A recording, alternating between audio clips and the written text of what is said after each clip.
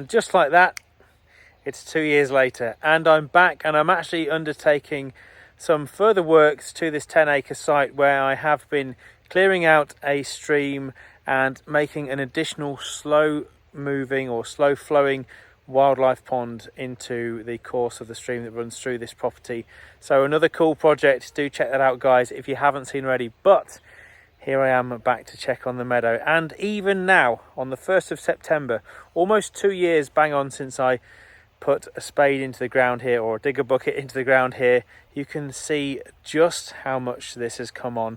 The client said in the first year it was an absolute wash with, or it was a wash with lots of annuals. So all the cornfield annuals that I sowed, the poppies, the cornflowers, the corn marigolds, the corn cockle, the corn chamomile, were all rampaging through here and making a beautiful display of colours, whilst the perennials were establishing. So things such as a good old faithful year 2 classic.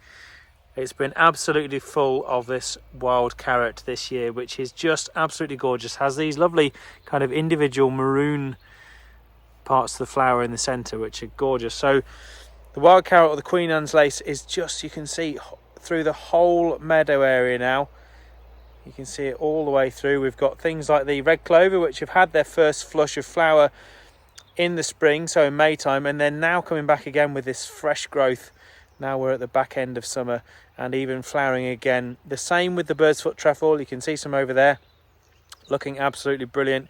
Yesterday while I was working here, I had brown argus and small copper on this meadow, so really good. Two very good species to have in a wildflower meadow, a key indicators of a very healthy ecosystem. Butterflies, especially the small copper and the brown argus. Now, you forgot for a second there which one it was, because they, as you are familiar, or those of you that might be familiar with your butterflies will know, they're not exactly a common garden species. Yes, you can expect to find them here in the UK. They're fairly widespread. However, to have them lasting within a garden or a meadow and providing everything they need is very hard to achieve, and it's really nice to see them in this kind of sparse vegetation.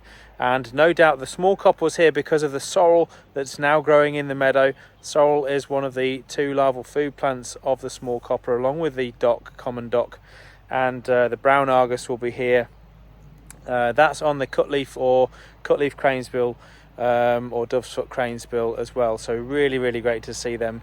And then we have the banks, which are absolutely just alive with wildlife at the moment, as I say, even at the end of September. And I'm sorry guys that I haven't been able to come back and film this part of the video during the full blaze, because earlier on this was apparently just covered in oxeye daisies, which is great. So yes, this bank, you can see the fertile area that was stripped off obviously is now full of yarrow, wild carrot. You can see some of the docks in there as well, but notice they're not proliferating in the middle because of the poor fertility. So it really has worked, and the sward is completely different in this lower level that was stripped off compared to the turf and the topsoil that has been put to make the banks over there. So really great to see. I've absolutely thoroughly enjoyed coming back to see this project. I hope you guys have enjoyed seeing the transformation of this, what was just a flat mown area and pretty void of a lot of wildflowers. There were some, but not too many. Since then we've also added, I should say as well, a hedge line in here, which are young whips at the moment but establishing nicely.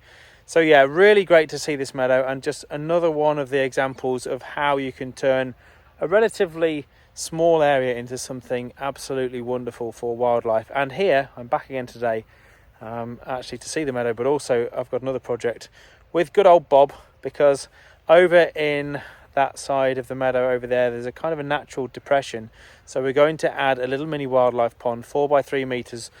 I'm not going to plant it or anything special, just going to line it and have it as a watering hole for any of the wildlife that comes through here. Badgers, foxes, deer, birds to bathe and drink. So it will probably dry out in the summer months because it's not very big and it will be fairly shallow, but it's just aimed to hold more of that water to create another habitat. So hats off to the client for having the forethought to do something like that. Really great to see, and I can't wait to get cracking with that. So yes, thanks as always guys. If you've enjoyed the video, please feel free to subscribe to the channel, hit that like button, and yeah, drop some comments below if you have a wildflower meadow or what you've achieved. If you've been carrying out a no-mow summer, then yeah, do let me know how your attempts have gone and what you've seen in your garden. So thank you so much as always guys for the support, really appreciate it. Stay tuned, lots more videos on all the ways in which you can help wildlife in videos to come. I'll see you all very soon.